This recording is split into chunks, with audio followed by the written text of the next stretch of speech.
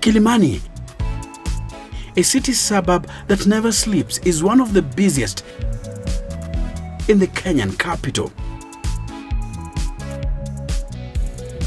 People keep asking me what is now left of the old Kilimani.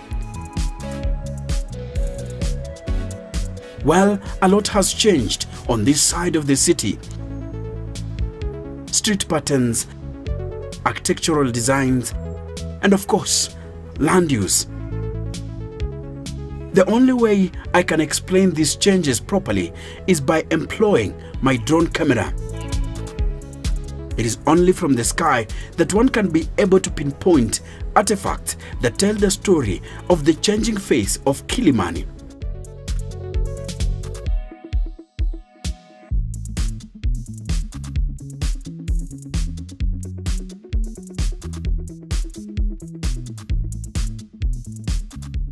Gone are the days when Nairobi was the green city in the sun, and such suburbs gave meaning to it. Canopies defined Kilimani and its streets.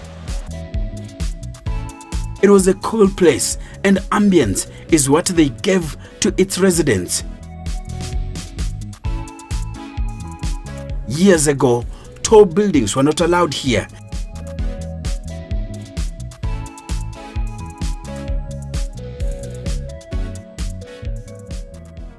But today, they are taking over.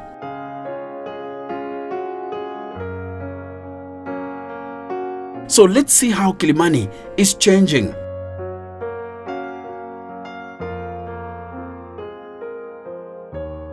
To begin with, most artifacts are gone. What is remaining is this, the Yaya Center, and pockets of maisonettes. Yaya Center is a huge landmark building that has hotels, offices, restaurants and entertainment joints, banks, supermarkets like the Food Plus and other outlets.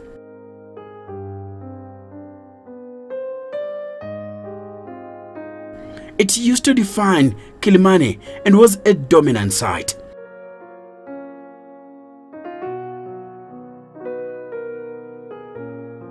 But today, new tall, magnificent buildings are taking over Kilimani's skyline.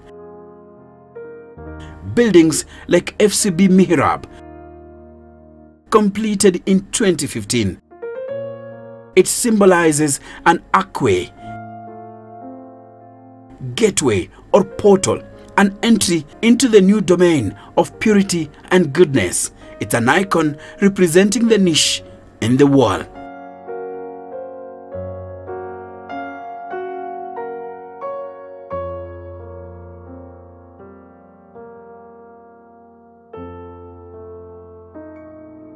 This 21-story building is shaped like a mihrab, a semicircular outlaw found in mosques that give direction to face while praying.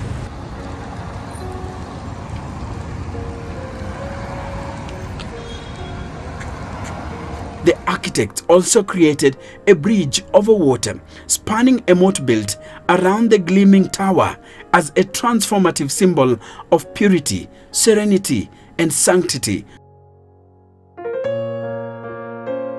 When people cross over to enter. This traditional feature of Arabic architecture, commonly used in Cairo and much of the Islamic world, is used to reduce solar heating, but also was an intentional choice in keeping with the faith sense of internal goodness.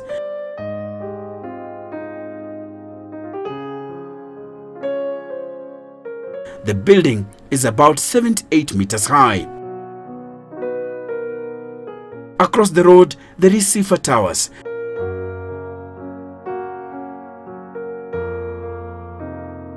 whose architectural concept is based on the shape of hyperbolic parabolic curve, which can transform a simple cuboid into a dynamic structure. It has 11 floors. A few meters from Sifa Towers, there is the Trade and Development Bank Tower that is nearing completion. The 19-floor building will have reduced window-to-wall ratio, external shading devices, higher thermal performance glass, energy-saving lighting in internal and external spaces, and occupancy sensors in bathrooms, conference rooms, and closed cabins. It is 70.28 meters high.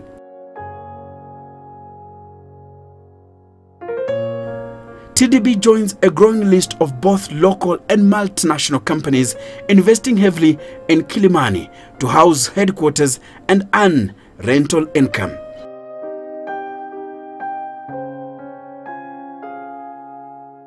This area of Nairobi has emerged as a key commercial district,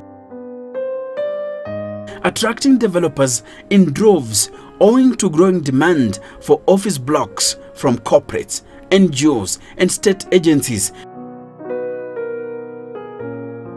that have been moving away from Nairobi's CBD. It is located along Lenana Road in Kilimani, Nairobi. In this space, there used to be several maisonettes, just as here.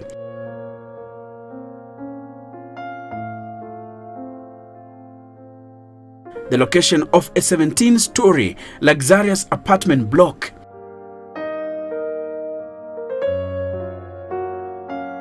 Its name, Starrett Residency.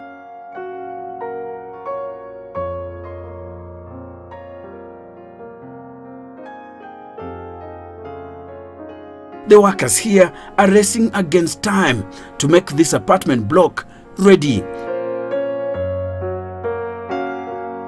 The developer wants people to start moving in soon. Maisonettes and mansions defined Kilimani, but they are literally struggling to survive.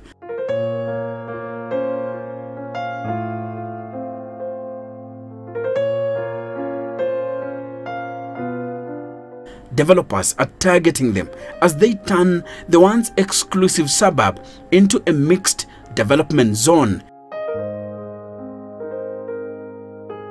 with tall buildings for commercial and residential purposes.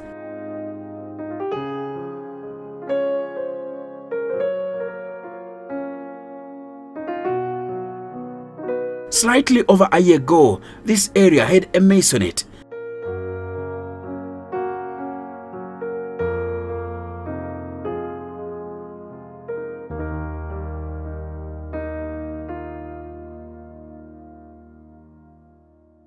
Today, massive apartment blocks are edging completion. It will have 4 blocks and will provide homes for the middle class.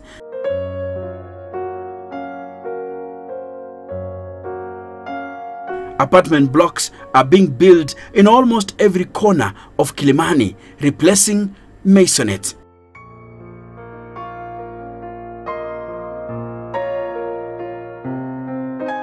But with these new tall buildings come challenges.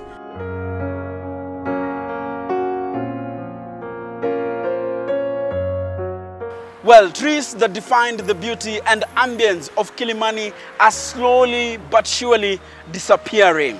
They are being cut down to pave way for the construction of massive structures that are coming up here. Environmentalists like Nancy Githaiga are concerned. We have also said green spaces are also important in terms of managing extreme events. We are talking of flooding. When it rains in Nairobi, you see floods because it's a concrete jungle. We do need to leave areas that then will allow for groundwater infiltration, or what we call groundwater recharge. And these are open spaces. They cannot be concrete jungle. So even for our own existence, our own ecosystem balance, that these green spaces are also important. And thirdly, we have also talked about urban heat. If you look at cities that report urban heat, the Hong Kongs, these big cities where it is just pure concrete jungle, there is a lot of, temperatures seem to be higher than they would be if you had open spaces and trees and so on. So we do need to build because we need settlements, we need houses, but we must build in a way that can be sustained. She talks about failure to construct horizontal structures like drainage, sewer systems, and roads that meets the increasing population. We also need to expand the infrastructure. We need to expand the sewerage system. We need to expand the water system. And you may have realized that most of these estates now, each single estate coming up or each single development is ending up with a borehole and increasingly going deeper. So where you could do maybe 10 years ago a 250-meter borehole, today if you do that you cannot get water. You need to go to 400 meters, you need to go to 450. So can that be sustained? Indeed, Kilimani of today is too different from Kilimani of yesterday, and it seems change has only started.